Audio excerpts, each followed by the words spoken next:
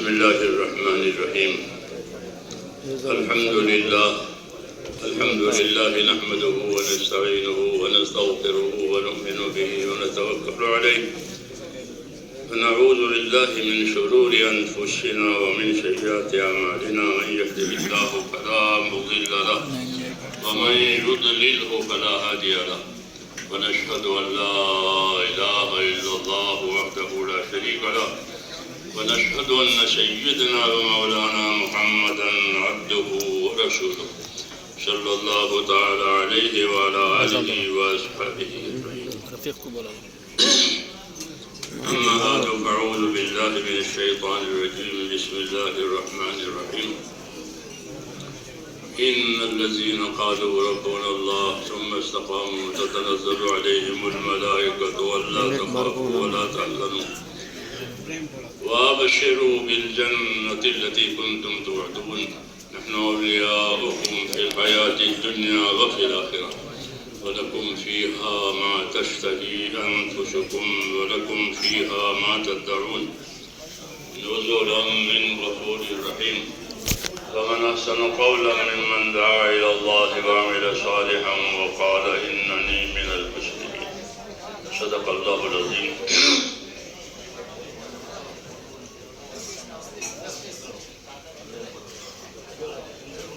میرے پیارے بھائیوں، اللہ تعالیٰ نے ہم کو اپنے رسول کے ذریعے سے تعلیم دی، یعنی بہت سے امور سکھائے ہیں نبی کے ذریعے سے. اللہ نے نبی کو سکھایا، نبی نے ہم کو سکھایا، کیونکہ نبی کو اللہ نے معلم یعنی سکھانے والا بنا کر بھیجا ہے، مبلغ یعنی پہنچانے والا بنا کر بھیجا ہے. دو قسم کے لوگ ہوتے ہیں، ایک وہ ہوتے ہیں کہ جن کو بات پہنچی تو وہ آئے کہ سکھاؤ، جو آئیں گے ان کو سکھائیں گے. وہ ایک تو ہے بات پہنچی آئے نہیں تو ان کو تبلیغ ہو گئی. ابو جہل کو تبلیغ ہو گئی اور ابو بکر کو تعلیم ہو گئی. سمجھ میں آئی بات؟ ابو بکر کو تعلیم ہوئی، ابو جہل کو تبلیغ ہوئی. ابو جہل نہیں کہہ سکتا کہ مجھ کو معلوم نہیں تھا. تو یہ نبیوں کا طریقہ ہوتا ہے، تبلیغ بھی کرے تعلیم بھی کرے، یعنی بات پہنچاوے اور جب بات پہنچے اور وہ قدر کریں تو پھر ان کو سکھاوے تاکہ وہ ایک رنگ میں آ جائے سب. جی ہاں، تعلیم کی وجہ سے، نبی کی تعلیم کی وجہ سے سب کا ایک ہی رنگ ہوگا. مسلمان میں سے ایک ہی سب، غریب ہو، مالدار ہو، کالا ہو، گورا ہو.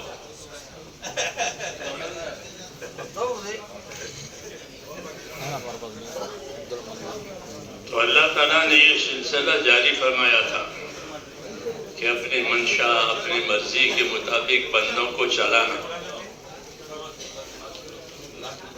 تو بندے کو نہیں جانتے اللہ کی کیا مرضی ہے، کیا منشا ہے. اس لیے نبوت کا سلسلہ آدم علیہ السلام کے ذریعے سے جاری کرا. آدم علیہ السلام کو اللہ نے پہلا نبی بنایا اور ان کے اوپر جو باتیں ان کے زمانے کی مناسب تھی وہ اتاری اور بتایا کہ ان باتوں سے کامیابی ملے گی، اگر یہ نہیں ہوگا تو ناکامی ہوگا. اور یہ سلسلہ آخر تک چلا رہا یہاں تک کہ جناب رسول اللہ صلی اللہ علیہ وسلم کو بھیجا گیا اور اب پوری بات آ گئی، پورا کام آ گیا. اب کسی اضافے کی ضرورت نہیں ہے، پوری چیز ہمارے سامنے اللہ کی طرف سے آ گئی ہے اور وہ اللہ کا دین ہے. دین کا ترجمہ ہوتا ہے بدلہ. یہ عربی کا لفظ ہے، دال یا نون، 3 لفظ ہے. دین، اس کا ترجمہ عربی میں ہوتا ہے جزا، بدلہ. دین کی وجہ سے بدلہ ملے گا. دین بگاڑا ہے تو برا بدلہ ملے گا، دین بنایا ہے تو اچھا بدلہ ملے گا، بدلہ ملے گا. دین کو اللہ نے اس لیے شائع کیا کہ دین پر چل کر کے لوگ برا بدلا لیں یا اچھا بدلا لیں. ہاں تو برا بدلے سے منع کیا گیا ہے، اچھا بدلے کی دعوت دی ہے. پھر بھی کوئی نہ کرے تو اس کو برا بدلہ ملے گا،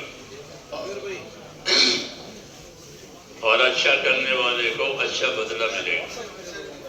اس لیے دین جو ہے وہ ذمہ داریوں کا نام ہے. دین ذمہ داریوں کا نام ہے کہ دین کی وجہ سے ذمہ داریاں آئے گی، اور دین کی وجہ سے ذمہ داریوں کو پورا کرنا ہوگا. اس کی کمیت اور کیفیت بھی معلوم کرنی ہوگی. کمیت کا مطلب یہ ہے کہ کتنا ہے کام تاکہ ہم اس کو پورا کریں، اور کیسا ہے کام تاکہ ہم اس کو صحیح کریں. یہ دو چیزیں ہوتی ہیں، ایک کمیت ہوتی ہے، ایک کیفیت ہوتی ہے.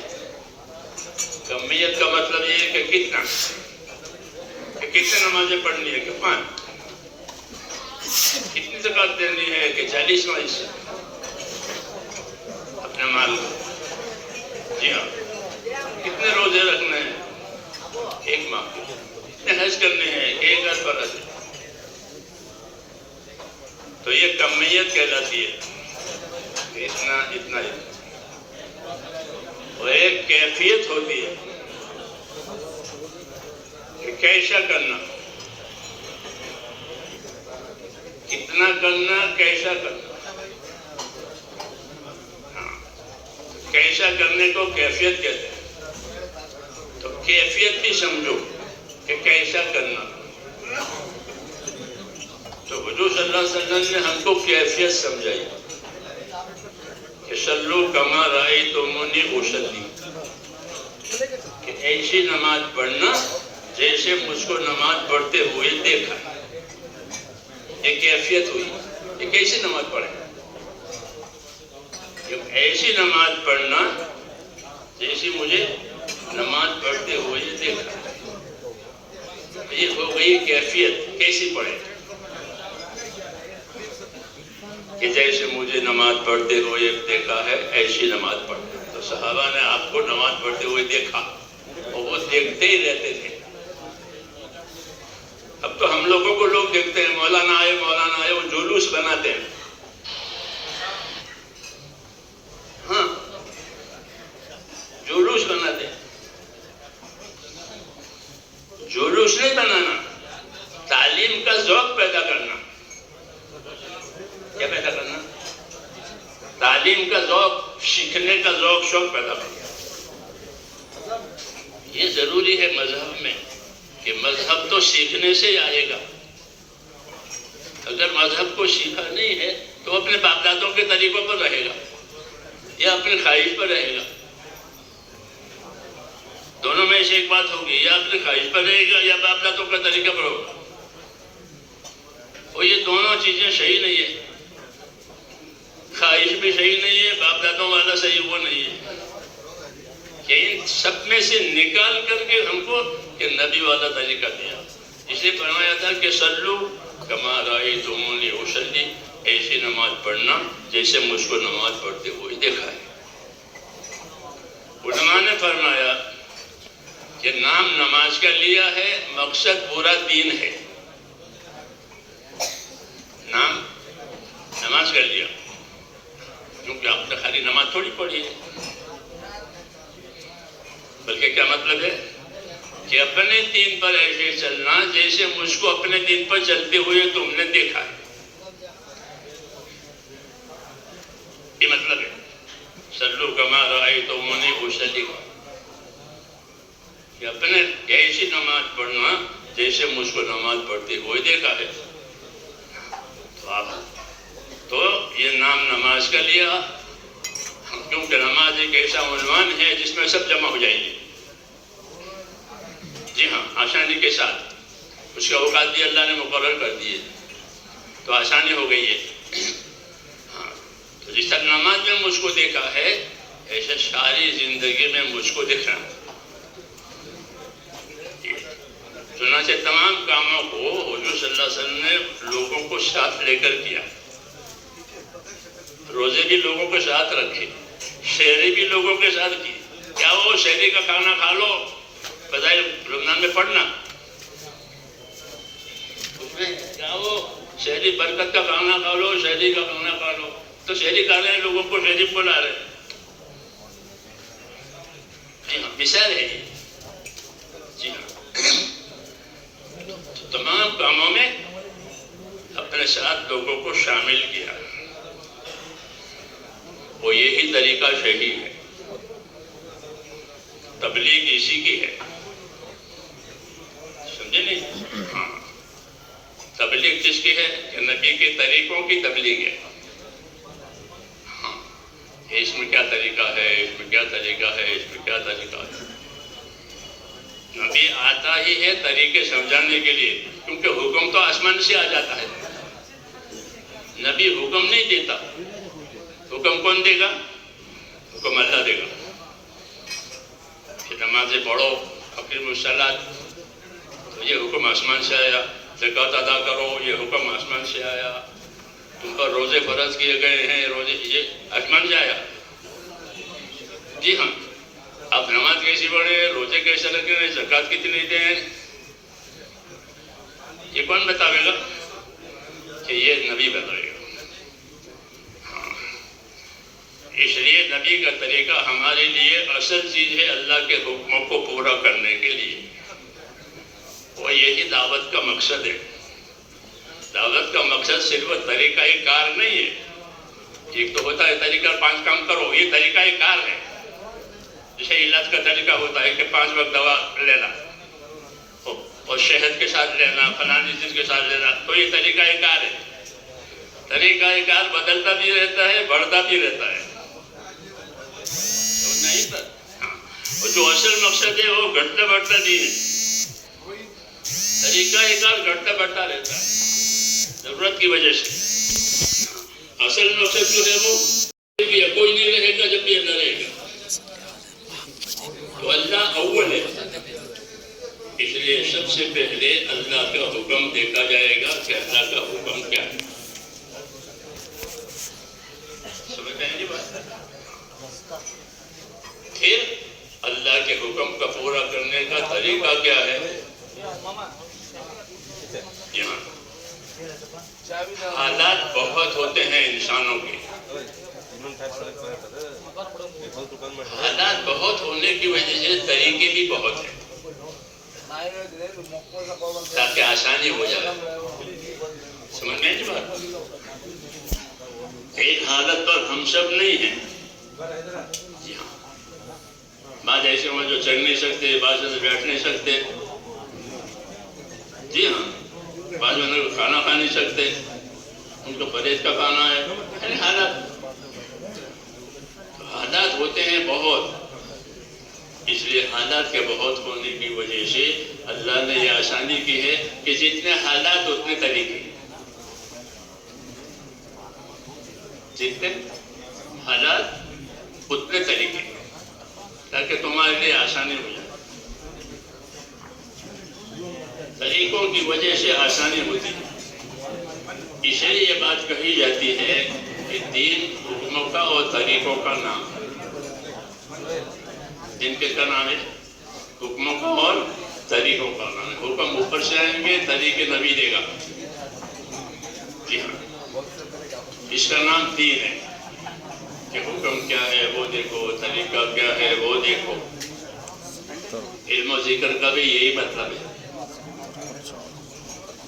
علم و ذکر کا کیا مطلب ہے؟ کہ علم و ذکر کا یہی مطلب ہے کہ اپنے ہر کام میں یہ دیکھو کہ حکم کیا ہے، طریقہ کیا ہے اس حکم کے پورا کرنے کا۔ مسلمان کی زندگی علم و ذکر کے بغیر ہے ہی نہیں۔ یہ الگ بات ہے کہ ہم اپنی نادانی سے علم و ذکر کو جانتے نہیں۔ اس دعوت میں علم و ذکر کو لیا گیا ہے تاکہ عمومیت کے ساتھ یہ چیز امت میں چلے۔ سمجھ میں آئی نا بات؟ علم و ذکر کی طرف اگر دھیان ہوتا تو آج 100 سال میں تبلیغ چمک جاتی۔ ہاں، لیکن علم و ذکر کی طرف دھیان ہی نہیں ہوا. حالانکہ علم و ذکر کا تعلق تبلیغ کے ساتھ ایسا ہے جیسا ریل کا تعلق پٹری کے ساتھ. پٹری کے بغیر ریل نہیں ہے، چلے گی پٹری کے بغیر. ہاں، اور پٹری کسی کام کی نہیں ہے سوائے ریل کے. ہاں، کس کام میں آتی پٹری جب ریل چلی جاتی ہے؟ جی ہاں، اللہ تعالیٰ نے مولانا الیاس صاحب پر یہ کام دیا تھا حرکت کے ساتھ. کس کے ساتھ؟ حرکت کے ساتھ، تاکہ حرکت کے ساتھ علم و ذکر پھیلے. جسے حرکت کے ساتھ فیشن پھیلتی ہے، دیکھ لو بازاروں میں، دیکھو لوگوں کی حرکتوں کے ساتھ فیشنیں پھیلتی ہے. ہاں، ایسے ہی امت کی حرکت کے ساتھ نبی کے طریقے پھیلے. یہ مقصد ہے اس کام کا کہ ہماری زندگی میں اللہ کا حکم آوے اور ہماری زندگی میں اس حکم کے پورا کرنے کا طریقہ آوے.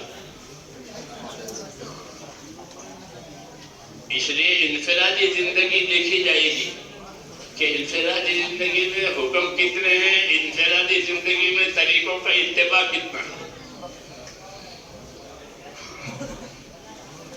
اسکول میں پڑھاتے ہیں 100 کو پڑھائیں گے اور امتحان ہر ایک کا الگ الگ لیں گے. اس نے کتنا سیکھا، اس نے کتنی محنت کی، اس میں کتنی سوچتی ہے، یہ ظاہر ہو جائے گا. انفرادی طور پر جانچ ہوتی ہے. ہمارا بھی یہ معاملہ ہے کہ حکم ہم پر اجتماعی آئیں گے لیکن جانچ انفرادی ہوگی.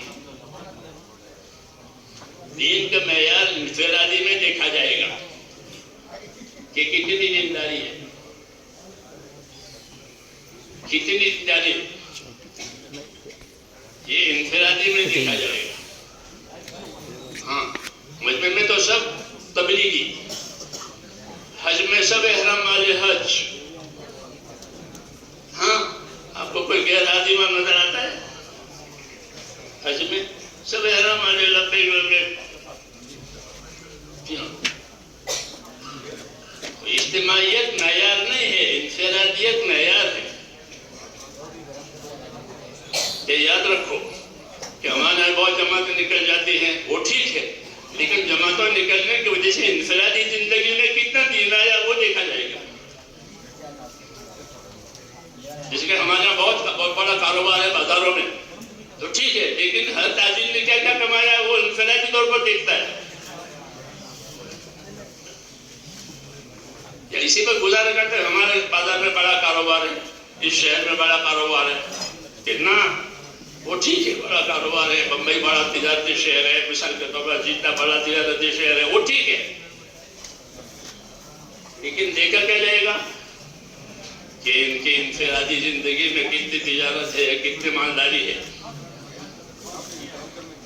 یہ دیکھتے ہو نا، انفرادی زندگی میں کتنی مالداری ہے. کمپنی بنا کر کاروبار کرے تو کمپنی کے ممبر کتنا مالدار ہوا. ایسے میرے بھائیوں یاد رکھو یہ بات کہ جماعت بن کر کام کرنے کا مطلب یہ ہے کہ انفرادی زندگیاں دین پر آئے، وہی معیار ہے. وہ کیا ہے؟ وہی معیار ہے. حضور صلی اللہ علیہ وسلم فرماتے ہیں میرا ہر صحابی ستارے کی طرح سے ہے. حدیث شریف میں نہیں کہ میرا ہر صحابی کیسا ہے؟ ستارے کی طرح سے. سب کے لیے کہا اصحابی کالنجوم، کہ میرے صحابہ ستارے کی طرح سے. اس ستارے میں کیا بات ہے؟ اس ستارے میں دو باتیں ہیں، ایک حرکت ہے، ایک نور ہے. ایک کیا ہے؟ حرکت ہے، ستارے چلتے رہتے ہیں. اور دوسرا کیا ہے؟ کہ نور ہے. جس زمانے میں یہ آلات نہیں تھے تو لوگ ستاروں سے رہبری لیتے تھے. وَبِالنَّجْمِ هُمْ يَهْتَدُونَ قرآن پاک میں بھی کہ ستارے ہم نے پیدا کیے ہیں اور ستاروں سے یہ لوگ رہبری لیتے ہیں. رات کے وقت ستاروں سے رہبری لیتے تھے.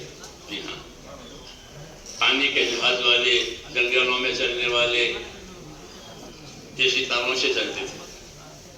تو اس سے تشبیہ دی ہے کہ میرے صحابہ جو ہے وہ ستاروں کی طرح سے کہ ان میں حرکت بھی ہے اور نور بھی ہے. اور دونوں باتیں حضور صلی اللہ علیہ وسلم نے امت پہ چھوڑی ہے.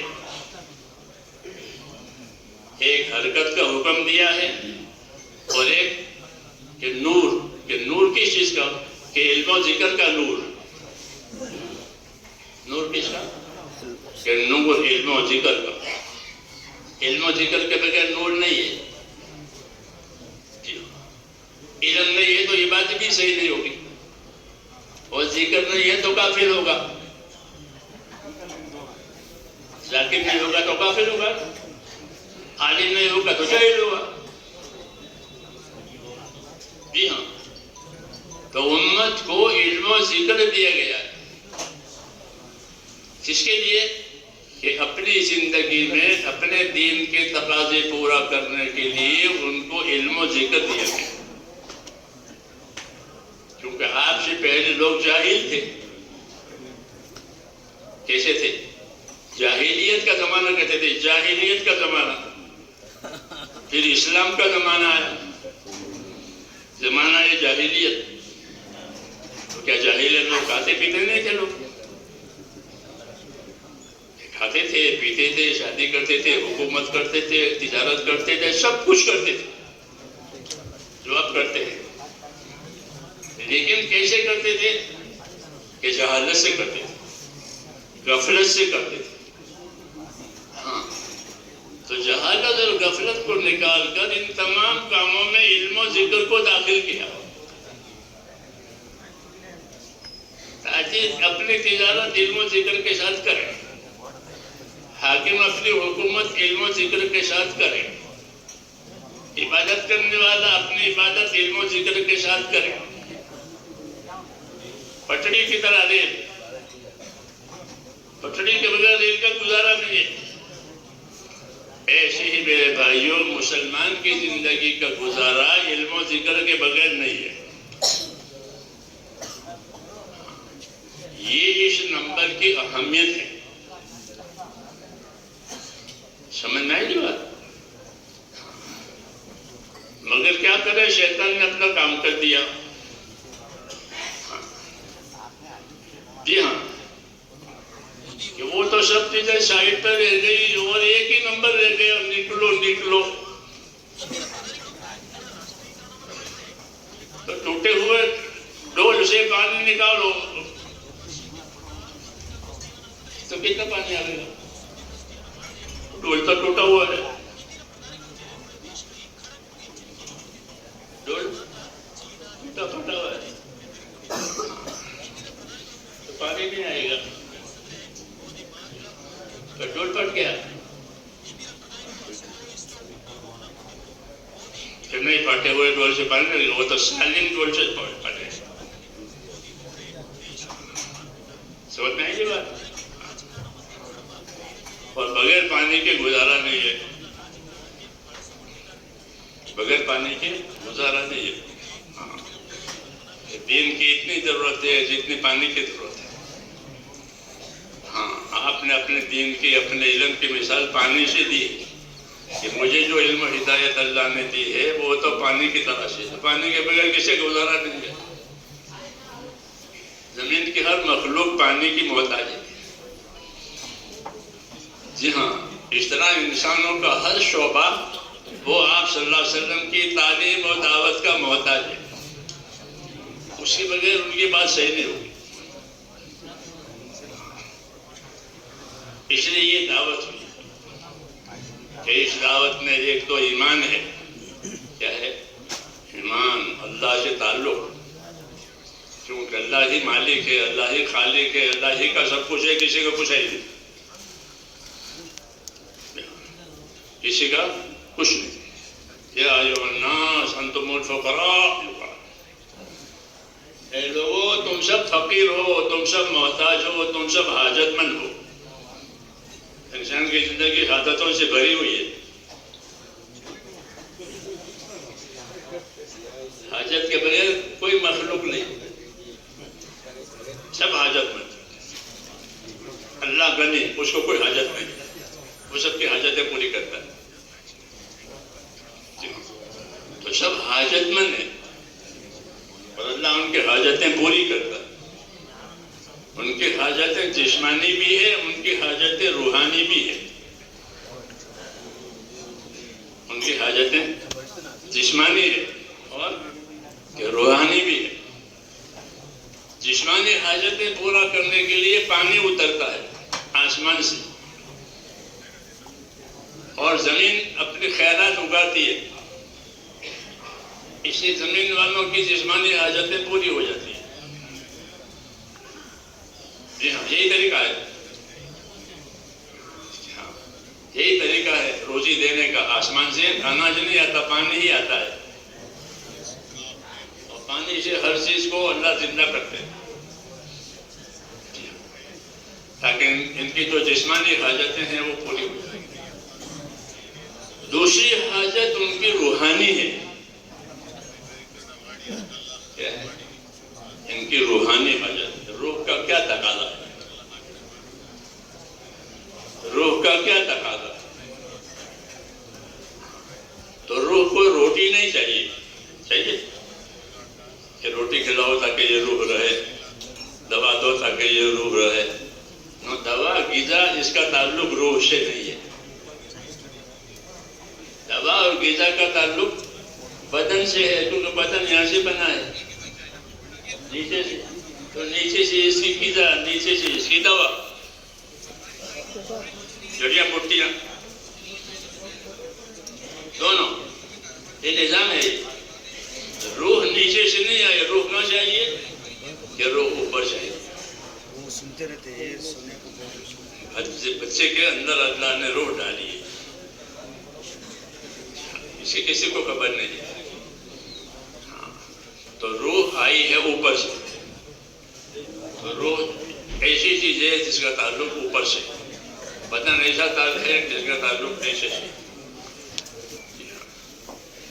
اللہ تعالیٰ پروردگار ہے، رب ہے، اس نے دونوں تقاضے پورے کیے. رب پالنے والا، ہاں کوئی پالنے والا ہے. تو اس نے جسمانی تقاضوں کو پورا کرنے کے لیے زمین بنائی. یہاں سے سارے زمانے سونا چاندی تیل سب جسمانی تقاضے ہیں. اور ان کی روحانی تقاضے وہ تو اوپر سے آئی ہے. تو روحانی تقاضے پورا ہونے کے لیے ایمان اور علم آیا ہے. کیا آیا؟ نبیوں کے ذریعے سے ایمان آیا، اور ایمان اطاعت مانگتا ہے، اس لیے اطاعت کامل کرانے کے لیے علم آیا ہے.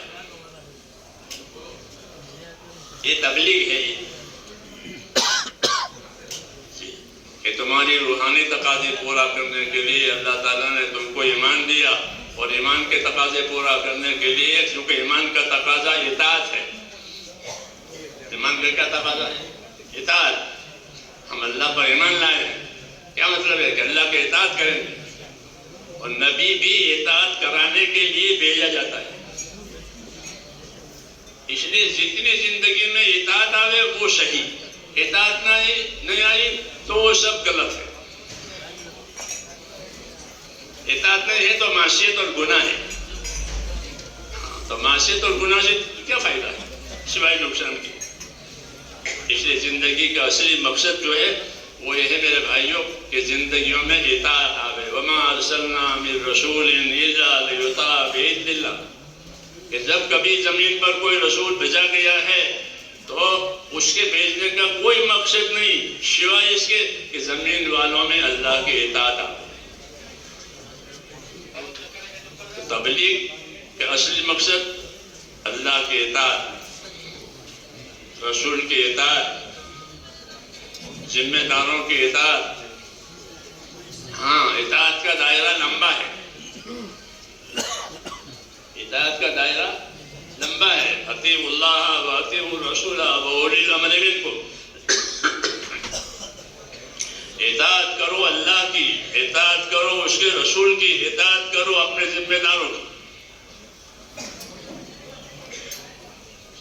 سمجھ میں آئی نا بات؟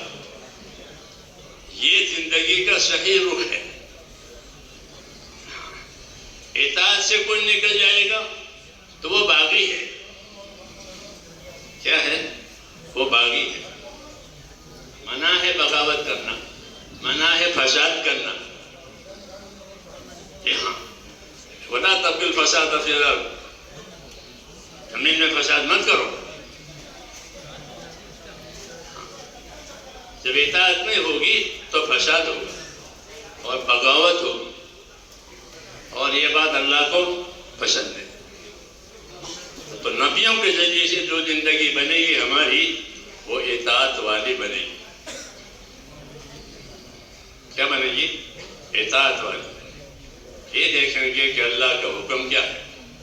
آدمی کی زندگی کی 4 حالتیں ہوتی ہیں. کبھی تو وہ راحت میں ہوگا، کبھی مصیبت میں ہوگا، کبھی معصیت اور گناہ میں ہوگا، اور کبھی اطاعت میں ہوگا. یہ 4 حالتوں میں سے کوئی ایک حالت ضرور ہوگی. سمجھ میں آئی کہ بات؟ یہ 4 حالتوں میں سے کوئی ایک حالت ضرور ہوگی. تو ان 4 حالتوں میں دین ہونا چاہیے. یہ تبلیغ ہے. ہاں، کہ آدمی راحت میں ہے تو راحت کا دین اس کے پاس ہو. کیا ہو؟ ہاں، راحت کا کھانا پینا نہیں، اس کی اجازت ہے. راحت کا کھانا پینا اس کی اجازت ہے. اس کی طلب نہیں ہے کہ تم راحت کا کھانا کھاؤ، طلب نہیں ہے، اجازت ہے. لیکن راحت ہے تو راحت کا دین کی طلب ہے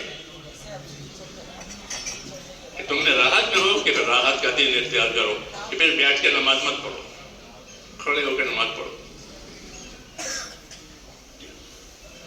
مال دیا ہے کہ مال کی پوری زکات نکالو. تم راحت میں ہو، غریب نہیں ہو. غریب نہیں ہو، غریبی کی تکلیف میں نہیں ہو، مالداری کی راحت میں ہو.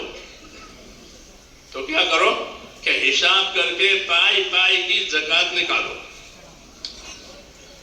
راحت کا دین.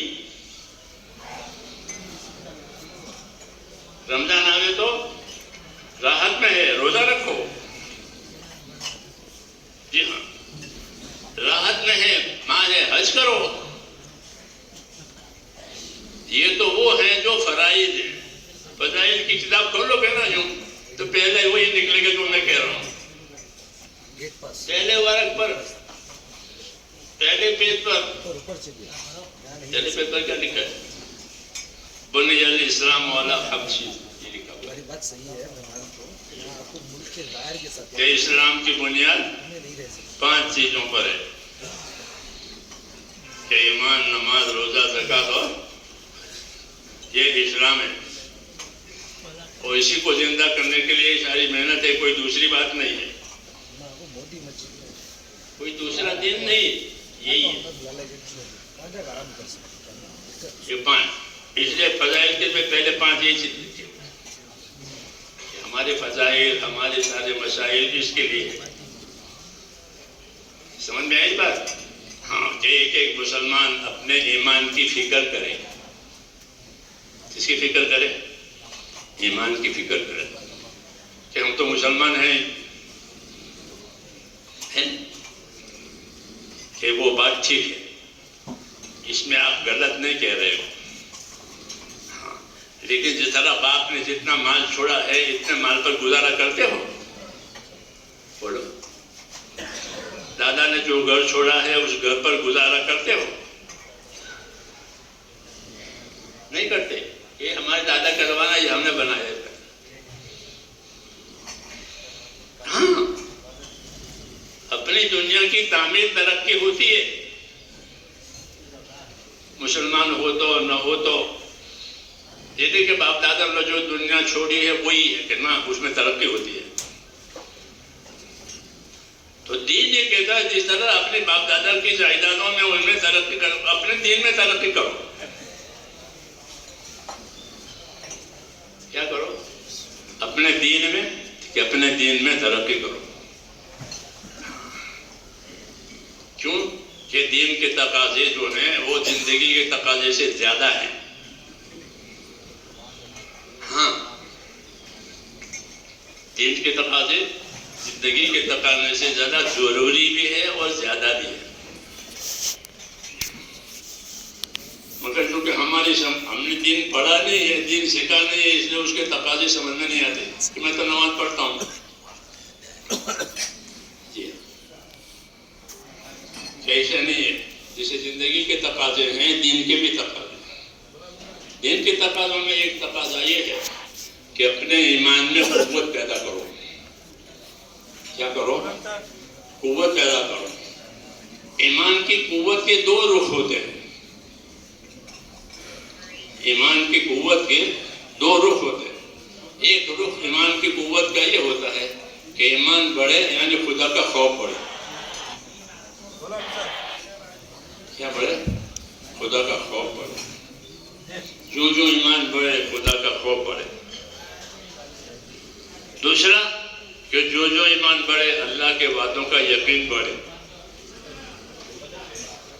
خوف اور یقین یہ دونوں ایمان کے دو پہلو ہیں.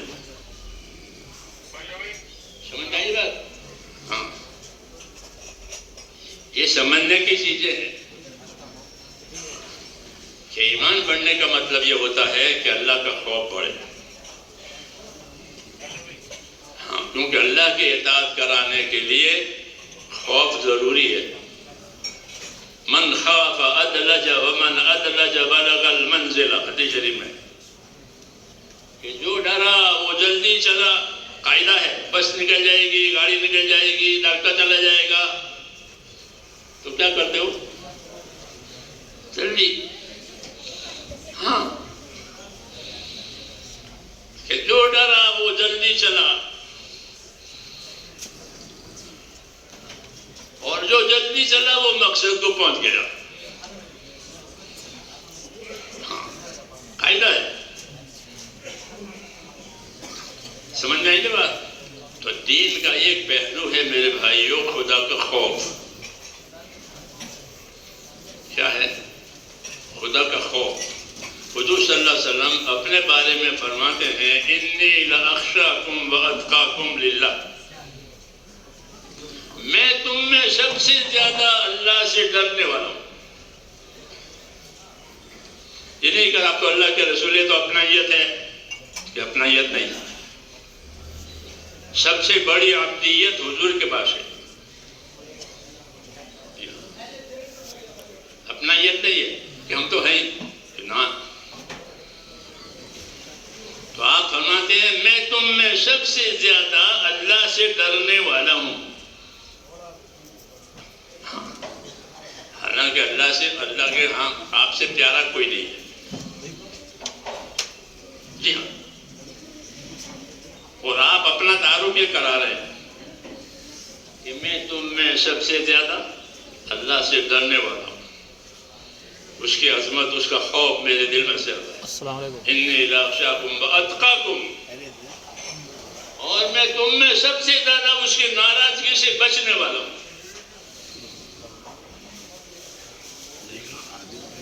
یہ اپنا تعارف کرایا ہے اور اس تعارف میں دعوت دی ہے امت کو کہ ہر امتی اللہ سے زیادہ ڈرے. کیا کرے؟ ڈرے، جیسے میں ڈر رہا ہوں، اور بچے. ڈرنے کا مطلب بچنا ہوتا ہے، اس سے ناراضگی سے. ورنہ ڈرنے کا کیا مطلب ہے؟ ڈرنے کا مطلب یہ ہے کہ اللہ کی ناراضگی سے اپنے آپ کو بچاوے، کہ اللہ ناراض نہ ہو جائے. تو یہ ایمان کا تقاضا ہوگا کہ ایمان میں یہ ہے کہ اللہ تعالیٰ کو راضی کرے اور اللہ تعالیٰ کی ناراضگی سے اپنے آپ کو بچائے. اس لیے کہا اپنے ایمان کو ترقی دو، لا الہ الا اللہ کثرت سے پڑھو۔ ایمان کی ترقی کا کیا ہوگا؟ ایمان کی ترقی میں یہ ہوگا کہ پھر خدا کا حکم نہیں ٹوٹے گا، اس کے توڑنے کی ہمت ہی نہیں ہوگی، عظمت آئے گی اندر، خوف پیدا ہوگا اندر۔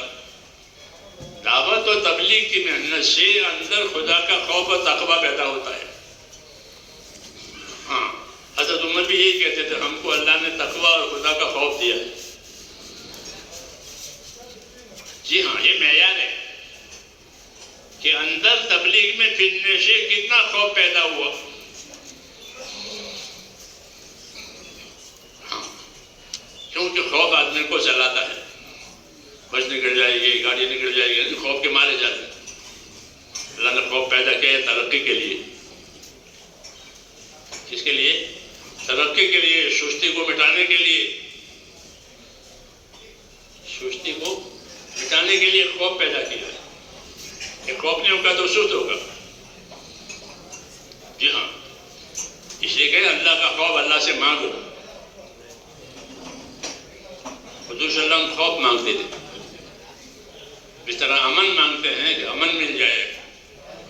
امن بھی مانگو اور خوف بھی مانگو۔ خوف کیوں مانگے؟ تاکہ آگے نہ بڑھ جائے، حد پر رہے، حق پر رہے۔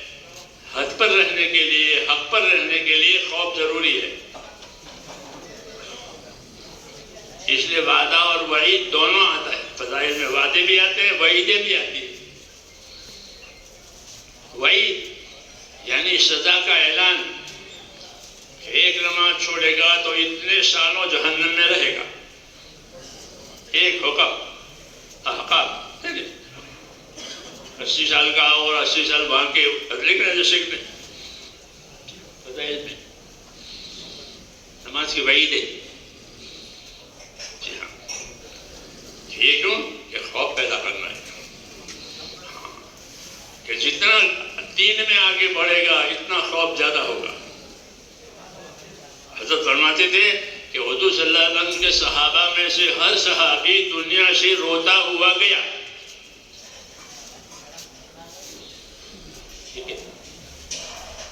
کیونکہ انہوں نے گناہ کیا، انہوں نے گناہ کیا کہ نہ گناہ نہیں کیے تھے، تو پاک لوگ تھے۔ ہاں، کہ ان کے پاک زندگی میں خدا کا خوف پیدا ہوا۔ سننا ہی بات کہ دنیا میں خدا کا خوف آیا تو یہ جنت میں جانے کی نشانی ہے۔ کیا نشانی ہے؟ کہ جنت میں جانے کی نشانی ہے کہ دنیا میں خدا کا خوف آیا۔ اِنَّا كُنَّا قَبْلُ فِي أَهْلِنَا مُشْفِقِينَ، جنتی جنت میں جا کر یہ کہیں گے، اِنَّا كُنَّا قَبْلُ فِي أَهْلِنَا مُشْفِقِينَ فَمَنَّ اللَّهُ عَلَيْنَا وَوَقَانَا عَذَابَ السَّمُومِ، ہم تو اپنے گھر والوں میں رہتے تھے تو بہت ڈرتے تھے کسے کہ دوزخ سے، اب اللہ نے ہم کو دوزخ سے بچا کر جنت میں پہنچا دیا۔ تو علماء نے لکھا ہے کہ دنیا میں خدا کا ڈر آنا یہ جنت میں جانے کی نشانی ہے۔ کیوں آیت یہ کہہ رہی ہے؟ آیت اِنَّا كُنَّا قَبْلُ فِي أَهْلِنَا مُشْفِقِينَ، کہ مرنے سے پہلے ہم اپنے گھر والوں میں، بچوں میں رہتے تو تھے لیکن ڈر بہت لگتا تھا، کیا ہوگا کیا ہوگا کیا ہوگا۔ پھر فمن اللہ علینا، اللہ نے احسان کر دیا کہ جو ڈر تھا وہ ڈر میں سے نکال دیا، وہ جنت میں پہنچا دیا۔ تو دنیا میں دلوں میں ڈر کا آنا یہ جنت میں جانے کی علامت ہے۔ سننے کی بات، جنتی جا کر اس کو اقرار کریں گے جنت میں جا کے۔ جب گھر والوں میں تھے تو بہت ڈر لگتا ہے، بدن کیا ہوگا، موت آئے گی، قبر ہے، قیامت ہے، آخرت ہے، بتا۔ جی ہاں، تو دین کا ایک پہلو یہ ہے کہ اندر خدا کا خوف آئے۔ جی ہاں، حضور صلی وسلم خوف مانگتے تھے کہ ہم کو سکھاتے تھے، ورنہ اب تو تھے ڈرنے والے سب سے زیادہ، ہم کو سکھانے کے لیے، آپ کے کام ہم لوگوں کو سکھانے کے لیے ہوتے تھے، امت کا معلم ہے، امت کا استاد ہے، اس لیے اللہ کا ڈر مانگتے تھے کہ ڈر کے بغیر آدمی کا نفس سیدھا نہیں ہوتا، بچہ بھی سیدھا نہیں ہوتا بغیر ڈر کے، جی ہاں وہ بگڑ جاتے ہیں بغیر ڈر کے، جب زیادہ پیار ہوتا ہے تو وہ بگڑ جاتے ہیں، لیڈر ہو گئے، اس لیے اللہ کا ڈر کہ یہ ایمان کی علامت ہے، اللہ کا ڈر یہ جنت میں جانے کی نشانی ہے، جی ہاں خالی کھولی پھرنا مقصود نہیں ہے، خالی چکی چلے پیٹ بھر جائے گا، خالی حرکت پر اعتماد نہیں ہے ہمارا، ہماری حرکت نبوت کی حرکت ہے، مولانا جیسا فرماتے میں اس کام کو کار نبوت سمجھتا ہوں کہ میرا یہ کام تو کار نبوت ہے، یہ کوئی دنیا کی دوسری تحریکیں ایسا نہیں ہے، بلکہ یہ کار نبوت ہے، کہ کار نبوت میں کیا ہوتا ہے کہ کار نبوت میں ایک طرف اللہ سے تعلق صحیح ہوتا ہے، سمجھ میں نہیں بات، کار نبوت میں کیا ہوتا ہے اللہ سے تعلق صحیح ہو جاتا ہے، عبدیت اور بندگی کا تعلق ہے اللہ سے، اللہ کے کوئی ماں باپ نہیں ہے، اللہ کے کوئی رشتہ دار نہیں، تو پھر کیا تعلق ہے کہ بندگی کا اور عبدیت کا تعلق ہے، جو اللہ سے تعلق پیدا کرے وہ بندگی کا اور عبادت کا تعلق پیدا کرے، اس تعلق کی دعوت دی ہے،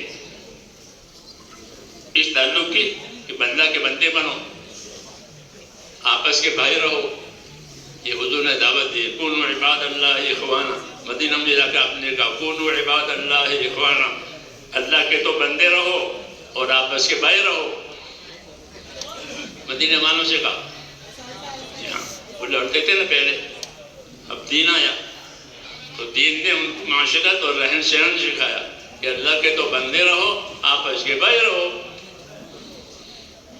تو اللہ کا بندہ ہو کر اللہ کا حق ادا کرنا ہے اور بھائی ہو کر بھائی کا حق ادا کرنا ہے، کہ اللہ کے حق میں کیا ہے تاکہ اس کا حق ادا ہو جائے، اللہ کیا مانگے گا آپ سے، آپ کے پاس کیا ہے، اللہ کہتے تم تو سب کو کی ہو، تم تو سب محتاج ہو، اللہ ہم سے کیا مانگے گا، تو اللہ تعالیٰ ہم سے ایمان اور اخلاص مانگے گا، کیا مانگے گا کہ ایمان والے بنو، اخلاص والے بنو، وَمَا أُمِرُوا إِلَّا لِيَعْبُدُوا اللَّهَ مُخْلِصِينَ لَهُ الدِّينَ، کہ ان کو یہی حکم دیا گیا ہے کہ وہ اپنے دین میں اخلاص والے بن کر رہیں، عبادت کریں،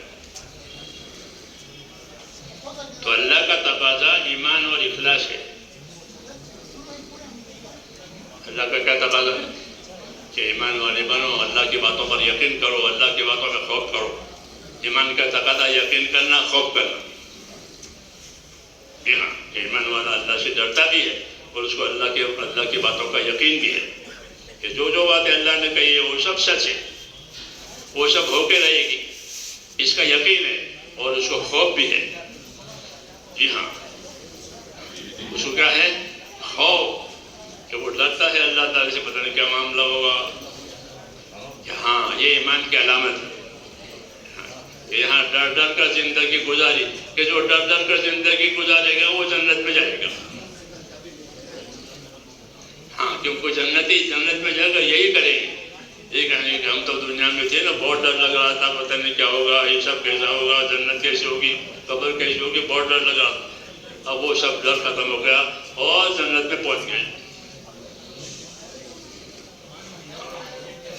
اس لیے ڈر بھی پیدا کرانا ہے، کیا پیدا کرنا ہے، ڈر پیدا کرنا، کہ دعوت کی محنت سے ڈر پیدا ہوتا ہے، کہ کوئی دعویٰ نہیں ہے لیکن امید ہے کہ دعوت میں صحیح چلے گا اصولوں کے ساتھ تو وہ سب سے زیادہ ڈرنے والا ہوگا، ابو بکر ہمارے اندر سب سے زیادہ ڈرنے والے ہیں تو ابو بکر نبی نہیں ہیں بلکہ اللہ کے ایک مومن بندے ہیں جیسے ہم بھی مومن ہیں، مگر وہ ہم سے آگے ہے۔ کیوں کہ ان کے اندر ڈر بہت زیادہ تھا۔ وَسَيُجَنَّبُهَا الْأَتْقَى الَّذِي يُؤْتِي مَالَهُ يَتَزَكَّى، یہ ابو بکر کے بارے میں ہے کہ وہ بڑا پرہیزگار، وہ بڑا اللہ سے ڈرنے والا جہنم سے بچا لیا جائے گا،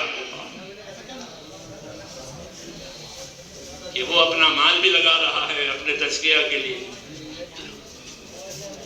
ابو بکر کو بڑا پرہیزگار کہا اللہ نے، یعنی بڑا ڈرنے والا۔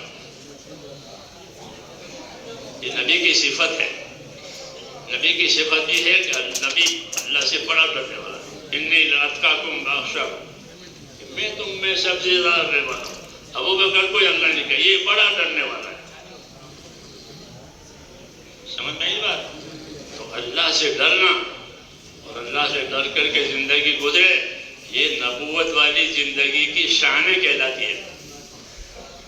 نبی نہیں بن جائیں گے لیکن نبی والی شان یہ ہوگی کہ ڈر ڈر کر زندگی گزارے۔ سمجھ میں آئی بات؟ اس لیے اللہ کا ڈر مانگنا ہے تاکہ زندگی میں استقامت اور پابندی نصیب ہو جائے۔ ڈر نہیں ہوگا تو پابندی نہیں ہوگی۔ سمجھ میں آئی بات؟ حضور صلی اللہ علیہ وسلم اللہ کا ڈر مانگتے تھے اور اللہ کا ڈر مانگنے کی دعا مانگتے تھے، وہ دعا ہمارے لیے چھوڑ کر کے آپ گئے ہیں۔ لیکن تبلیغ والے اب دعائیں یاد نہیں کرتے۔ شروع میں ہم لوگ پھرتے تھے تو بہت دعائیں یاد کرتے، اب یہ دعا ہے، اب یہ دعا ہے۔ عامی شامی آدمی کو بہت دعائیں یاد۔ میرا ایک پڑوسی تھا، انتقال ہو گیا، میری عمر کا تھا۔ ایک دفعہ ہم دونوں اپنے دیولا سے نکل گئے، جماعت میں جا رہے ہیں، کہیں جماعت میں ملنا تھا دونوں، تو ہم دونوں چلے مشرق کی طرف جماعت جمبو سر کی طرف۔ سورج نکل رہا، تو مجھے کہنا ہے سورج نکل رہا ہے۔ سورج نکلنے کی کیا دعا ہے؟ میں تو مولوی تھا مگر دعا یاد نہیں تھی، اس کو یاد تھی۔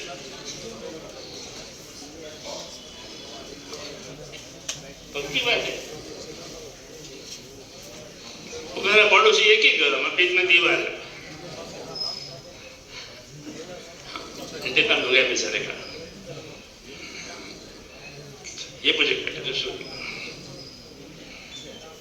الحمدللہ الذی اقالنا یومنا ھذا ولم یہلکنا بذنوبنا، یہ دعا مجھے سکھائی۔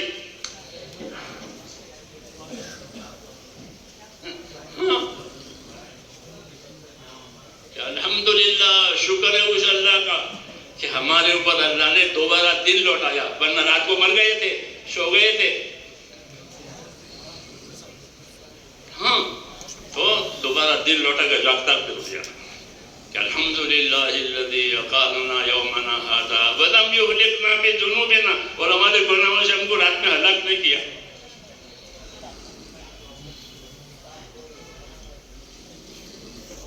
سمجھ میں آئی بات؟ تو میں نے کہا وہ جماعت کے لوگ بہت دعائیں سیکھتے تھے کہ ہاں اسی کی کمی ہے،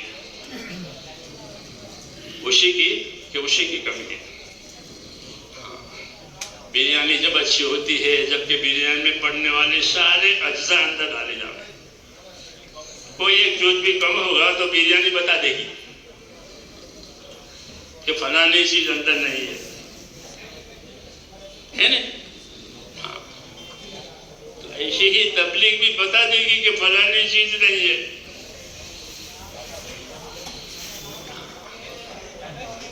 جی ہاں، اس لیے مولانا الیاس صاحب اس کو چلتا پھرتا مدرسہ کہتے ہیں۔ اس مدرسے میں 4 مہینے لگائے، اب اس کی انفرادی زندگی اور دوسرے لوگوں کی انفرادی زندگی میں لوگوں کو فرق نظر آئے گا۔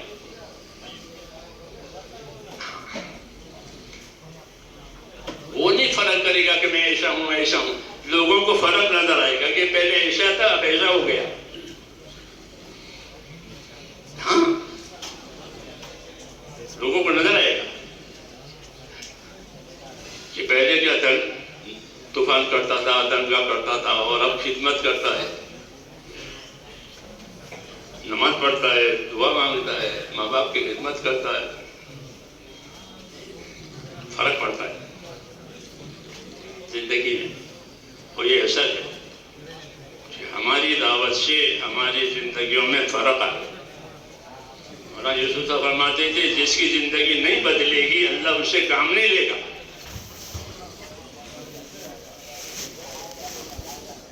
اس لیے اس کام کے ساتھ اپنی زندگیوں کو بدلنا ہے. ایمان اور یقین بڑھے، خدا کا خوف بڑھے، اللہ سے امیدیں بڑھیں. کیا بڑھے؟ کہ اللہ سے امیدوار رہو. اب حضور فرماتے ہیں اللہ سے اچھا گمان رکھو، اللہ سے امیدوار رہو. ہاں، کوئی نا امید نہ ہو جائے جتنے گناہ ہو جائیں، کوئی نا امید نہ بنے. اللہ بہت بڑا ہے. جی ہاں، کہ کوئی نا امید نہ بنے چاہے جتنا گنہگار ہو، بلکہ اللہ سے امیدوار رہے. کس کا؟ معافی کا، کہ اللہ معاف کرے گا. اللہ بہت بڑا ہے. ابشروا واملوا ما یسرکم، حدیث شریف میں کہ بشارت سنو، فضائل سنو، اللہ سے امیدوار رہو ایسے حالات کے کہ اللہ ایسے حالات ڈالے گا کہ تم کو خوش کر دے گا. یہ کہا کہ فضائل سنو اور اللہ سے امیدوار رہو، اللہ ایسے حالات لاوے گا کہ تمہیں خوش کر دے گا. صحابہ نے جب شکایتیں کی تھی کہ ہم بہت پریشان ہیں دکھ میں، تو یہ کہا، یہ فرمایا تھا کہ اللہ ایسے حالات لاوے گا کہ اللہ تمہیں خوش کر دے گا. تو آج بھی ہے کہ اللہ ایسے حالات لاوے گا کہ خوش کر دے گا. جی ہاں، اللہ کے وعدے تو قیامت تک ہے. جی ہاں، خالی ہونے کے لیے ہے. اس لیے میرے دوستوں، یہ کام جو ہے ایک طرح سے ہمارے لیے مرشد ہے، یعنی رہبری کرنے والا. کیا کرنے والا؟ ہر کام میں مرشد ہوتا ہے. ڈاکٹر جو ہے وہ دوا دارو میں، علاج میں مرشد ہوتا ہے. استاد پڑھانے میں مرشد ہوتا ہے، رہبری کرنے والا ہوتا ہے. تو یہ کام مرشد ہے. جی ہاں، اس لیے اس کام کے اصولوں پر رہیں تو اس کام سے ہم کو ارشاد و رہبری ملی. جی ہاں، اس کام کے اصول ہیں کہ مل کے کرو، مشورے سے کرو، اطاعت سے کرو، درمیانی چال چلو. یہ سب اصول ہے اس کام کے. تو اس سے کیا ہوگا کہ اس سے تمہیں رہبری ملے گی اور کام کی آسانیاں آئے گی. پھر کام اتنا ہی نہیں ہے کہ بھئی نکل جانا اصل ہے، نکلنا اصل نہیں ہے. نکلنا چاہیے، ہمارا حضرت نکلنا تو 6 نمبر ہے. نکلنا تو باقی 5 تو اوپر ہے. جی ہاں، تو نکلنا بے شک صحیح ہے، لیکن اس کی حیثیت ایک ہے، ایک نمبر ہے. کہ باقی نمبر زندگیوں میں آوے، کہ زندگیوں میں ایمان آوے، یقین آوے، خدا کا خوف آوے. اس کے لیے فضائل اور فضائل کا مذاکرہ، فضائل کا مطالعہ، فضائل کی دعوت. اگر فضائل کے ساتھ یہ معاملہ ہوا تو یہ دلوں میں یہ چیز پیدا ہو جائے گی، خوف بھی پیدا ہوگا، شوق بھی پیدا ہوگا. فضائل کے دونوں تاثیر ہیں، خوف بھی پیدا کریں اور شوق بھی پیدا کریں.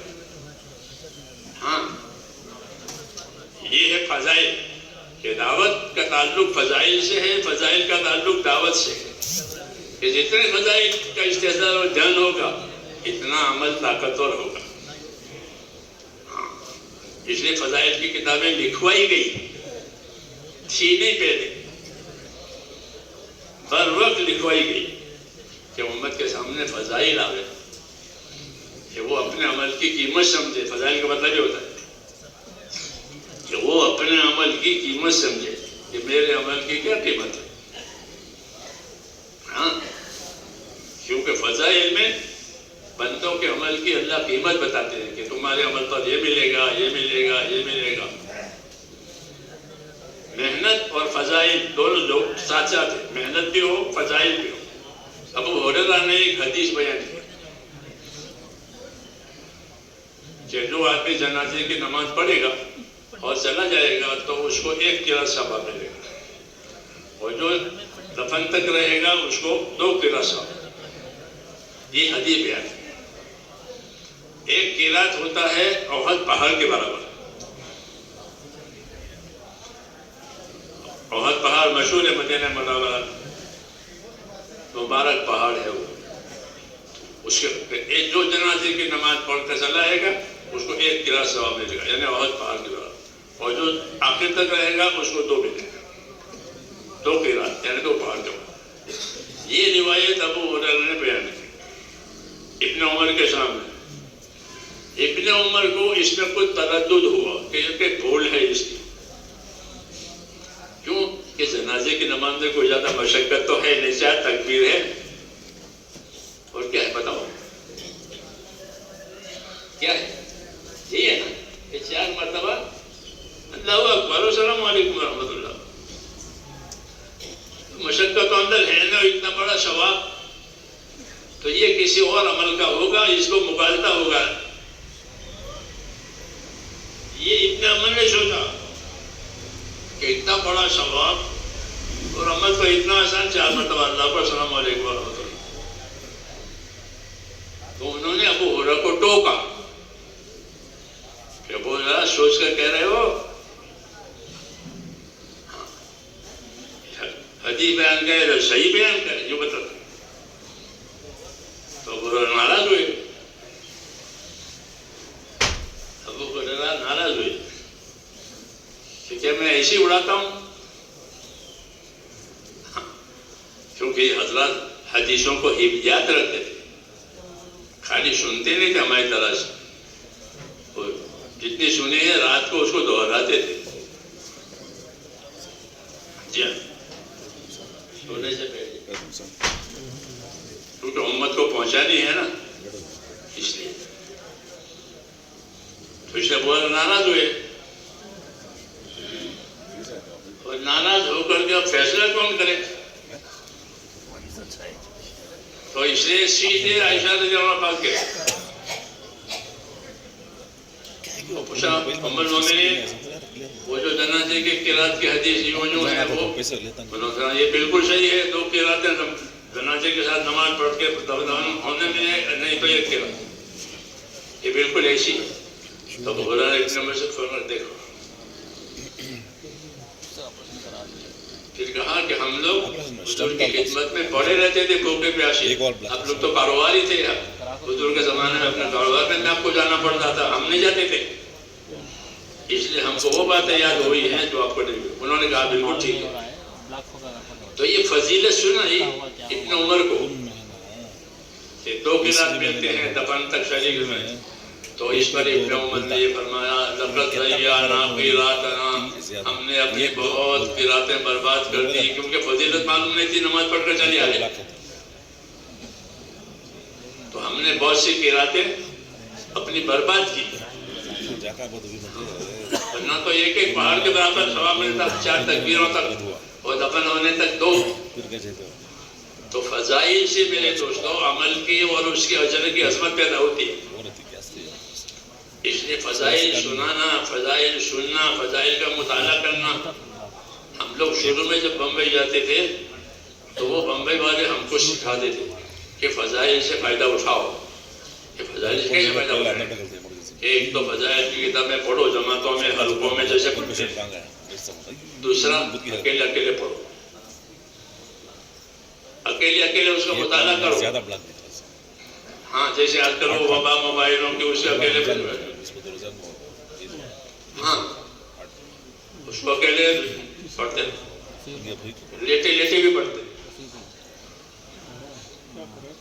موبائلوں کو لیٹے لیٹے۔ کہا اکیلے اکیلے فضائل کی کتابیں پڑھو۔ تیسرا کہ حلقوں میں پڑھ کر، اکیلے پڑھ کر جب لوگوں سے ملنے کے لیے، ملاقاتوں کے لیے جاؤ تو فضائل سے دعوت دو، یہ فضیلت ہے، یہ فضیلت ہے، یہ فضیلت ہے۔ ہماری دعوت تو فضائل سمجھا کرتے ہیں، کہ اللہ یہ دینے والے ہیں، نہیں کریں گے تو یہ سزا ہونے والی ہے. تو فضائل کا استفادہ اور اس طریقے سے اس لیے میرے دوستو اسی سے علم و ذکر زندہ ہوتا ہے. ہمارے پاس جو علم و ذکر ہے وہ فضائل کا علم و ذکر ہے، مسائل کا نہیں ہے. مسائل تو علماء کرام جانتے ہیں، اس لیے ہم مسائل میں علماء سے پوچھا کریں گے کہ اس کا کیا مسئلہ ہے، اس کا کیا مسئلہ ہے، اس کا کیا مسئلہ ہے، تاکہ مسائل میں غلطی نہ ہو جائے. مسائل تو اس لیے ہوتے ہیں تاکہ عمل صاف ستھرا رہے شریعت کے مطابق، اور اس کی رغبت پیدا کرنے کے لیے فضائل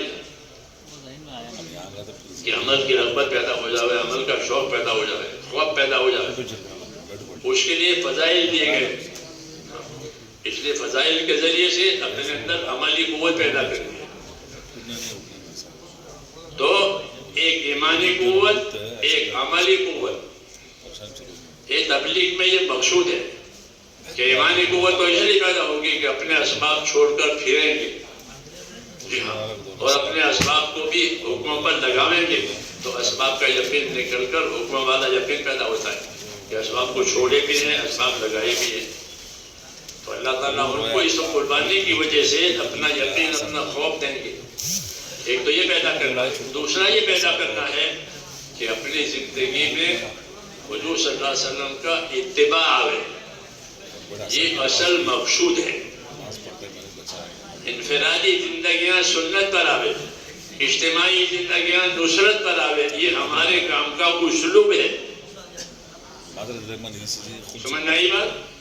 ہماری اجتماعی زندگی نصرت پر آوے کہ ہم سب مل کر اپنے دین کے مددگار بنیں. حکم بھی یہی ہے، یا ایھا الذین آمنوا کونوا انصار اللہ، اے ایمان والو تم سارے کے سارے اپنے دین کے مددگار رہو. یہ سب کو حکم ہے نصرت کا کہ تم سارے کے سارے اپنے دین کے مددگار رہو. تو مدد کی ذمہ داری سب پر کہ ہر مسلمان اپنے دین کا مددگار بنے. مدد کی مثال ایسی ہے جیسے زمین کو پانی دینا. زمین کو پانی ملا تو سب چیزیں اگ جائے گی، پانی کٹ جائے تو کچھ نہیں ہوگا. جب دین کی نصرت کٹ جائے گی دین مٹ جائے گا، اور نصرت ہوگی تو دین زندہ ہو جائے گا. نصرت، پانی کی نصرت کا معنی ہی پانی دینا ہے عربی میں. شکایت الارض، نصرت کے معنی زمین کو پانی دینا، اصلی معنی اس کا یہی ہے. ویسے مدد کرنا متبادل معنی ہے، اصلی معنی زمین کو پانی دینا. زمین کو پانی ملے گا تو ہر چیز زندہ ہو، سبزی ترکاری ہو، اناج ہو، پھل ہو، سب ہو. پانی کے بغیر کچھ نہیں. تو نصرت پانی. اس لیے ہر مسلمان اپنی جان مال سے اپنے دین کو سیکھے، سکھاوے، سیکھنے کی دعوت دے. یہ ہوئی نصرت. اور اپنی انفرادی زندگی میں کہ اپنی انفرادی زندگی میں حضور صلی اللہ علیہ وسلم کی سنتوں کا اتباع کریں کہ کیا کیا چیزیں سنت ہیں. ہاں، یہ مسجد میں داخل ہونا انفرادی عمل ہے. ہر ایک آدمی مسجد میں داخل ہوگا اپنے اپنی سہولت سے، کوئی جلدی آئے گا، کوئی دیر جائے گا. تو مسجد میں داخل ہونے کی مثال کے طور پر کیا سنتیں ہیں یہ ان کو یاد ہونا چاہیے، کیونکہ روز داخل ہوتے ہیں اور بارہا داخل ہوتے ہیں. ایک ایک دن میں جانا آنا پڑتا ہے اندر، ہے نہیں؟ تو مسجد میں داخل ہو تو مسجد کی سنت. جی ہاں، گھر میں داخل ہو تو گھر میں داخل ہونے کی سنت. ہاں، ہر کام میں ہم کو سنت طریقے دیے گئے، وہی علامت ہے. کس کی علامت؟ نبی کی پیروی کی علامت، نبی کی سنتوں کی پیروی. کہ ہم نبی کی پیروی کرنے والے ہیں، اس کی علامت نبی کی سنتوں کی پیروی ہے. سمجھ نہیں ہوا؟ ظاہر بات ہے ہر مسلمان نبی کی پیروی کرنے والا ہے، نبی کو ماننے والا ہے. کافروں نے کہہ دیا اللہ کا آپ رسول نہیں ہے، کہ انہوں نے صاحب کہا فَيَقُولُ الَّذِينَ كَفَرُوا لَسْتَ مُرْسَلًا، تو رسول نہیں ہے، تو پاگل ہے. یہ کہا آپ تو الحمدللہ ہم اپنے نبی کو نبی ماننے والے ہیں، اپنے رسول کو رسول ماننے والے ہیں۔ تو اپنے رسول ماننے کا کیا مطلب ہے؟ کہ ان کو اللہ کا بھیجا ہوا پیغمبر اور ہمارا رہبر، جی ہاں، اس لیے ہم اپنی انفرادی زندگی سنت پر لائیں گے، اجتماعی زندگی نصرت پر لائیں گے۔ کہ جب دن کا تقاضا ہوگا ہم نصرت کے لیے نہیں آئیں، اکیلی بھی رہیں گے، جماعتی میں رہیں گے۔ نصرت ایک اجتماعی جو ہے ذمہ داری ہے، اور ایک دوسری ذمہ داری کیا ہے کہ اپنے انفرادی زندگیوں میں ہم اپنے نبی کے سنتوں کے پابند بنیں گے۔ صحابہ کا یہی امتیاز تھا۔ صحابہ خالی جماعتوں میں نہیں نکل جاتے تھے، یا جہاد کے میدان میں نہیں چلے جاتے تھے فقط، بلکہ وہ اپنی زندگیوں میں سنتوں پر عمل کرتے تھے، اس کی دعوت دیتے تھے، اس کو لوگوں کو پہنچاتے تھے۔ صحابی بیان کرتا ہے کہ حضور صلی اللہ علیہ وسلم جب اپنی نیند میں سے اٹھتے تھے تو اپنے چہرے پر سے نیند کا خمار پوچھتے تھے۔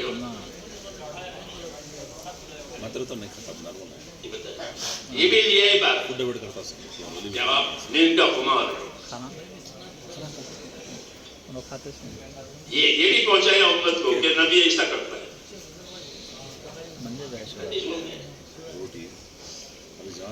کیوں کہ نبی کی بات لینی ہے، نبی کی بات پہنچانی ہے۔ یہ ہر آدمی کے اپنے انفرادی زندگی، سنت سیکھو، سنت سکھاؤ، سنتیں سیکھو اور سنتیں سکھاؤ۔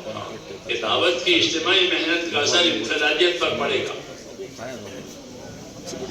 اسکول میں، کالج میں، مدرسے میں سب کو پڑھاتے ہیں، پھر انفرادی طور پر ان کو دیکھتے ہیں کہ کتنا قابل بنا، کتنا لائق بنا۔ دیکھتے ہیں یہ فعل ہے، یہ پاس ہے۔ ایسے میرے بھائیو دعوت کی محنت سب کریں گے، پھر اپنی انفرادی زندگیوں کو نبی کے طریقوں پر لاؤ۔ یہ امتیاز ہے ہمارا اور غیروں کا، کہ غیروں کے پاس طریقہ نہیں ہے، وہ بھی کھاتے پیتے کماتے ہیں، پہنتے ہیں، اٹھتے ہیں، شادی کرتے ہیں، سب کرتے ہیں، نہیں کرتے، حاجتیں پوری کرتے ہیں، لیکن ان کے پاس حاجتوں میں حاجت کا دین نہیں ہے۔ ہمارے پاس حاجتوں میں حاجتوں کا دین ہے، عبادت میں عبادت کا دین ہے۔ یہ امتیاز ہے نبی کی پیروی کا۔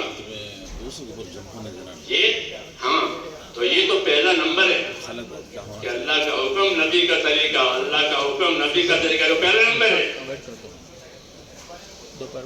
جی ہاں، اسی کی دعوت ہے۔ ہاں، پھر نماز ہے۔ ایمان نماز کو صحیح کرنے کے لیے علم و ذکر ہے کہ ظاہر بن کر کیا نماز پڑھے گا، ظاہر بن کر کیا ذکر کرے گا۔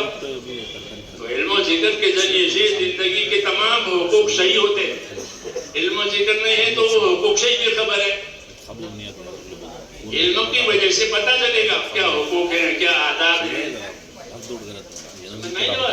اس نے تیسرا نمبر رکھا، علم کے ذریعے تمہاری زندگی نکھر جائے گی دوسروں سے، دوسروں کے الگ ہوئی، تمہارے الگ ہوگی، نکھار پیدا ہوتا ہے الگ۔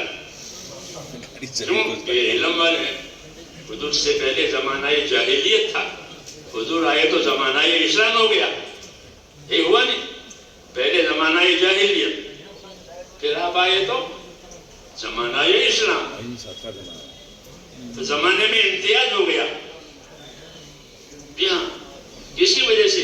کہ ایمان اور علم کی وجہ سے۔ آپ نے لوگوں کو ایمان کی دعوت دی، پھر ایمان قبول کیا تو ان کو علم دیا، یہ امتیاز ہے۔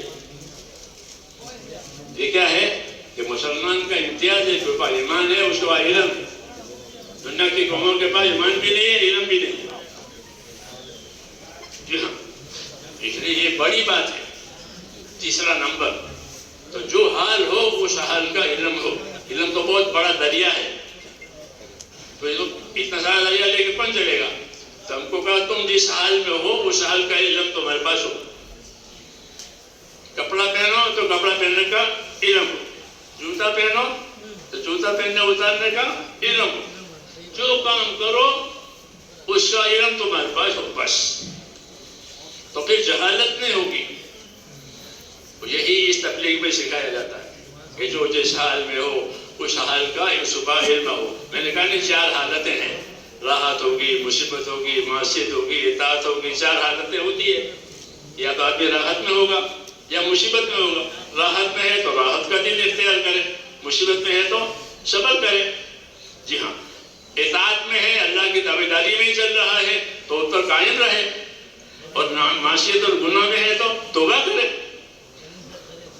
یہ طریقہ آسان، کوئی لمبا پروگرام نہیں ہے اتنا کرنے کے لیے. یہ پروگرام ہے کہ جو جس حال میں ہو اس حال کا دین جانچے، اس حال میں کون سا دین ہے، پھر اس کو اختیار کرے تو اللہ اسے کامیاب کریں گے.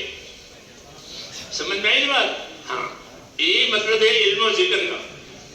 ہمارے اندر جو کمی ہے وہ علم و ذکر کی کمی ہے کہ اس تعلق سے، کام کے تعلق سے کیا سیکھا اور کیا عمل میں آیا، وہ اس میں کمی ہے. ایک طریقہ کار ہے، اس کو لے رہے ہیں، وہ تو حرکت کا طریقہ کار ہے. اتباع کا طریقہ کار کہاں گیا؟ حرکت کا طریقہ کار، گنگر کی ملاقات کرو، یہ تو حرکت ہوئی. تو حرکت کا طریقہ کار تو ہے، اتباع کا طریقہ کار کہاں گیا؟ سمجھ میں آئی بات؟ یہ کمی ہے ہماری، اس لیے ہماری دعوت چمک نہیں رہی ہے. ہاں، اس لیے میرے بھائیوں، اپنے انفرادی زندگی میں ان چیزوں کو لانا ہے. ہاں، کس کو؟ کہ سنتوں کو لانا. یہ سنت ہے، یہ سنت ہے، کیونکہ ہر ایک الگ الگ حالت ہے، الگ الگ سنت ہے. جی ہاں، تو انفرادی حالتوں میں یہ سنتوں پر عمل کرنا، انفرادی حالت میں اپنے عملوں پر استقامت پیدا کرنا کہ جو عمل کرے اس کو موت تک لے جائے. کیا کرے؟ موت تک اپنے عمل کو لے جائے، اس کو استقامت کہتے ہیں. تو ہم سے استقامت کا بھی مطالبہ ہے اور ہم سے اتباع کا بھی مطالبہ ہے. سمجھ نہیں ہوا؟ کہ استقامت رہو، پابند رہو. استقامت اس لیے ہوتی ہے کہ دنیا حالات کا گھر ہے. دنیا کیا ہے؟ یہاں حالات آتے ہیں، بیماری، تندرستی، غریبی، مالداری، دوستی، دشمنی، صبح شام رات دن، حالات ہی حالات ہے. دنیا حالات کا نام ہے. بچپن آیا، جوانی آئی، بڑھاپا آیا، موت آئی ہے. کوئی وقت حالات سے خالی نہیں ہے. تو حالات کے جواب میں استقامت ہے کہ جو بھی حال آئے اس حال کے حساب سے اپنے دین پر قائم رہے. سمجھ میں آئی بات؟ ہم حالات کے تابع نہیں ہیں، حکم کے تابع ہیں. اچھے حالات آئے تو شکر کے ساتھ حکم پورا کریں گے، ناگوار حالات آئے تو کہ صبر کے ساتھ حکم پورا کریں گے. حضرت فرماتے ہیں کہ ہماری عبادت کا پروگرام جو ہے وہ چاند پر ہے. کس پر ہے؟ چاند پر. چاند دیکھیں گے. چاند میں اور دوسرے نظام میں فرق ہے. دوسرا جو نظام ہے وہ چاند کا نہیں، سورج کا ہے. ان کے مہینے گرمی کے مقرر ہیں، ان کے مہینے سردی کے مقرر ہیں. یہ مہینے سردی کے ہوں گے، یہ مہینے گرمی کے ہوں گے. تو ہمارا تو چاند دیکھ کر کہتے ہیں کہ چاند دیکھ کر روزہ رکھو. مہینہ کون سا ہے؟ کہ رمضان کا. اور دوسرا مہینہ کہ جون کا. جون میں 18 گھنٹے کا دن ہوتا ہے روزہ. لمبا دن ہے جون میں. تو کیا جون میں روز رمضان آیا تو مشورہ کریں گے کہ بھئی جون میں رمضان مشورہ کرو کہ نا ہم جون میں روزہ رکھیں گے. جون میں ہو جایا تو جون میں ہی کریں گے. کتنی سخت گرمی ہوتی ہے دیکھیے آپ نے. ہاں، یہ مئی میں اتنی گرمی ہوتی ہے کہ چکر. میں جب مئی میں گیا کسی سفر سے لوٹے تھے، کیا عمرہ کر کے چلے جائیں گے پہلے، تو وہ مئی کا مہینہ تھا. تو 11 بجے ہم طواف کرنے گئے تو میرے سر میں چکر آنے لگے طواف کرتے کرتے.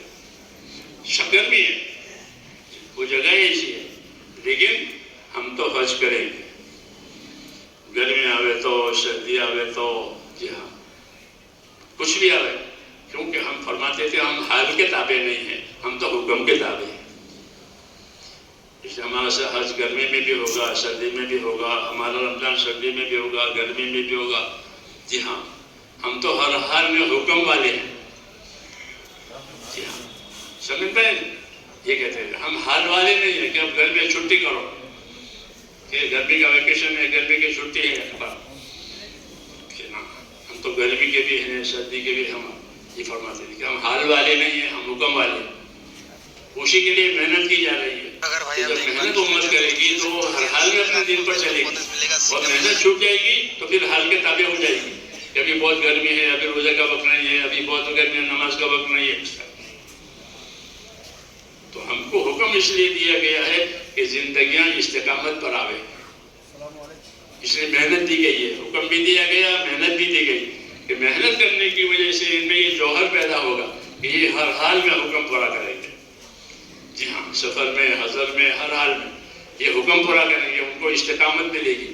اور نبی کو اور امت کو استقامت کا حکم دیا گیا ہے. استقامت کا حکم نبی کو بھی ہے کہ آپ پابند رہیں. فاستقم کما امرت، حکم ہے نبی جو حکم آپ کو دیا گیا ہے آپ اس کے پابند رہیں، ادھر ادھر نہیں، آپ اس کے پابند رہیں. اور کون پابند رہے؟ ومن تاب معک اے ومن آمن معک، اور جو آپ پر ایمان لاوے وہ بھی پابند رہے. تو استقامت کا حکم نبیوں کو بھی ہے اور استقامت کا حکم امت کو بھی ہے. ہاں، کیوں پابندی کے ساتھ رہو. اور ہمارے نبی نے فرمایا درمیانی چال چلو. کیا چلو؟ 20 کی چال چلو، نہ جوش میں آگے بڑھ جاؤ، نہ سستی میں پیچھے لے جاؤ. اپنے صحابہ سے فرماتے ہیں القصد تبلغ، درمیانی چال چلا کرو تاکہ آخر تک جاؤ. جوش میں تھک جاؤ گے اور سستی میں پیچھے لے جاؤ گے تو نہ سستی ہو نہ جوش ہو. تو پھر کیا کرنا کہ درمیانی چال چلو. القصد، ہر کام میں، در عبادت میں، تبلیغ میں، پیسہ خرچ کرنے میں. یہ نہیں کہ مال بہت دیا ہے تو مال اڑاوے یا بخیل بنے، کہ نہ بخیل بنے نہ اڑاوے. تو کیا کرے کہ درمیانی چال چلے. ہاں، جو درمیانی چال چلے گا وہ محتاج نہیں بنے گا. حدیثوں میں کہ جو اپنے خرچ میں درمیانی چال چلے گا وہ محتاج نہیں بنے گا. ما علی من اکتسب، کہ جس نے درمیانی چال اپنے خرچ اخراجات میں چلائی تو وہ محتاج نہیں بنے گا کہ اس کو پیچھے سے قرض لینا پڑے. وہ اپنی چال چلتا رہے. تو ہر چیز میں درمیانی چال، عبادت میں بھی ہر چیز، تاکہ آخر تک جائے. کہاں تک؟ آخر تک. ورنہ جوش میں تک جائے گا، سستی میں پیچھے لے جائے گا.